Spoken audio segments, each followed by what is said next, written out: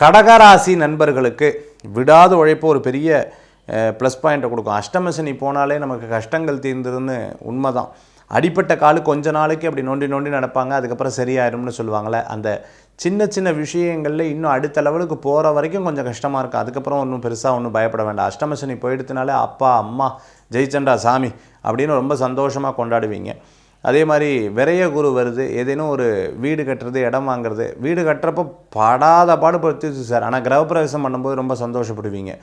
அப்பாடா இது திருப்பி நம்ம கட்ட முடியுமான்ற ஒரு ஆனந்தங்கள் இருக்கும். அந்த மாதிரி சுப விரயம்னு சொல்லுவாங்க. திருமணத்துக்காக நகை வாங்கி வைக்கிறது, படிப்புக்காக செலவு பண்ணுறது, வீடு கட்டுறதுக்காக செலவு பண்ணுறது, இடம் வாங்கிறதுக்காக செலவு பண்ணுறது, ஏதாவது அதாவது டிப்ரிஷியேஷன் ஆகக்கூடிய ஒரு பொருளில் போடுறத விட இன்னும் அடுத்த லெவலுக்கு நமக்கு லாபமாக சம்பாதிக்கக்கூடிய பொருட்களில் நீங்கள் கவனம் செலுத்தி விட்டீர்கள் என்றால் கடகராசி அன்பர்களுக்கு நன்னா இருக்கும். உங்களை விட்டு பிரிஞ்சவர்கள் ஒன்று சேருவார்கள். விட்டு போன தொழில் திருப்பி வரும்.